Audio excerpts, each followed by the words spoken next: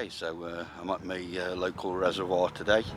It's 1st of October and I am pike fishing, and it's still really mild, but the reason I've come down here to do some pike fishing is because they're going to have it netted soon and have a lot of the pike taken out, so any good ones I'd like a chance at getting them before they remove them.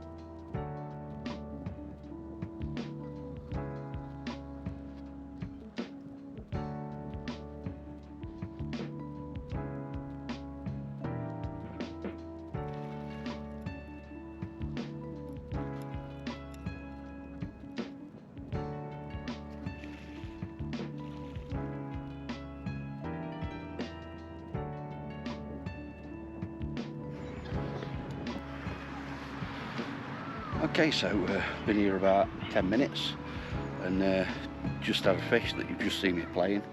It's not very big, probably 5.5, 6 pound, but you know, just got here, turned up, it's more than welcome. So problem I've got today is there's loads of these geese on and the swans,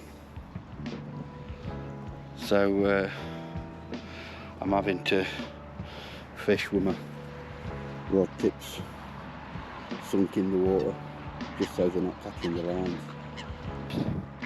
These things are absolutely doing me head in. Every time I come fishing, somebody comes and feeds the swans and ducks and everything right to the side of me. But never mind. Okay, so this is the first one of the session. Just get him out. He might be a bit lively because he's been having a good rest in the net. Yeah, he's tensing up now. Come on, get it out. Oop, oop. Like a bloody snake. Probably about 5 pound this one. Not going to weigh him. He's already made a mess of my net with the trebles. Yeah. There we go. Say probably about 5 pound. Not huge, but more than welcome after being here for 10 minutes. Checking on them floats, yeah, they're still fine. So again, put back and hope for another one. So just a quick run through the gear I'm using. I've got my Fox EOS 10,000 reels, bait runners. I always put the bait runner on for pike. And then I'm using the deadbait pencil floats. There's a stop knot up the line that runs up and down freely on the line till it gets to the knot, so you set them over depth. And then I've got an egg weight on just to counterbalance the float, and then I've got an 18 pound trace, it's about 20 inches long, this one, and then I'm just using a mackerel as dead bait. I've got me first stuck in the tail root there, and then the second one halfway down the flank. So yeah, that first one's just gone back, and it is just a short session. I was going to do the afternoon, come down at 12, but I fell asleep at home. Woke up about 2:30, came down here, thought, you know, 3 till 7, I've still got 4 hours, and got roped into a bit of a work party cutting some trees down. So probably, I don't know, about 3:30 by the time I'd set up, 4:45 by the time I'd got casting. So probably only looking at another couple of hours, but hopefully we might be able to get another one out, and hopefully a little bit bigger. We shall see. So I've just had another climb, about the same size as the last one. and got into a right mess with it. I'll show you the footage of me playing it in. Right, got to take on this rod. Gonna wind down and hit it. Yep, some don't feel too bad. Let's get the landing net ready.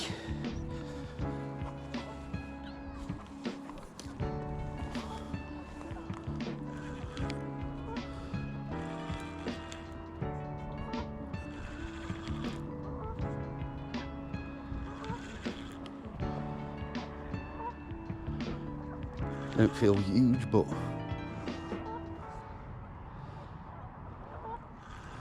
it's another fish.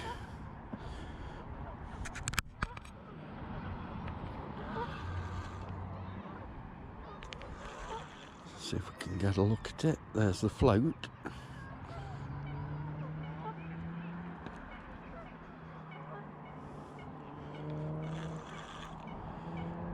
There it is, another one, another smallish one.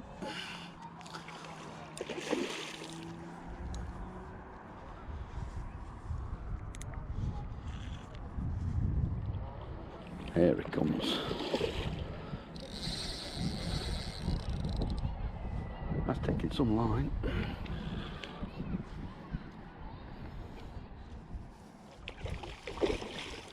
Yeah, I think this one's much the same size as the last one.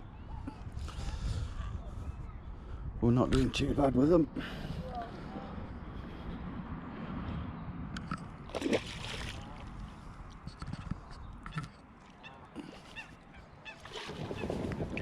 So when it came to netting it, I put the net in the water.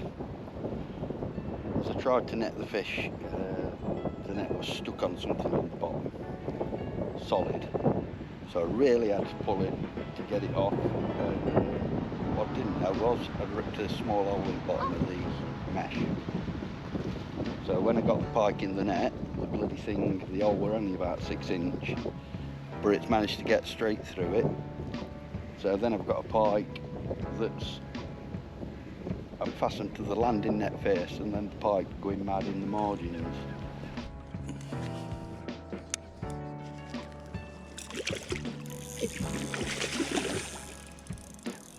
Hold on, you little git. Oh shit. Looks like I've got a hole in bottom at landing net. Where's our Neil gone?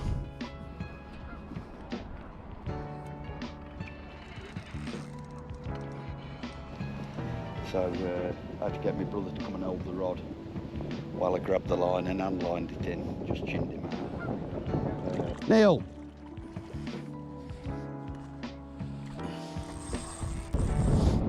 Now, there's a hole. I've ripped bottom at net on bottom and it's gone straight through. So I need you to get a hold on it while I... Get it open now. I'll chin it out.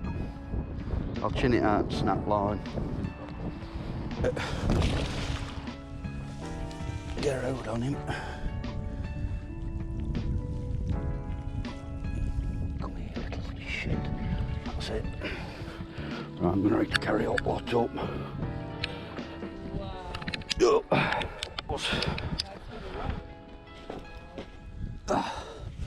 Just cover him with that. Okay, this hook's going to prove a little bit of a swine to get out, so what I'm going to do is I'm going to use the wire cutters and cut the hooks off rather than damaging him. That first one's only there, but the way it's in is it's not good, and then we'll have to get the second one out. And there we go. Yeah, that's the second one this afternoon. Quick picture. So I've got this short session on here this afternoon, and then tomorrow I might be heading off to another local reservoir because pike fishing season has started on there. I can't make my mind up. I don't know whether to go carp fishing, barbel fishing or pike fishing. I suppose I'll have to wait and see till I get up in the morning, see what side of the bed I get out.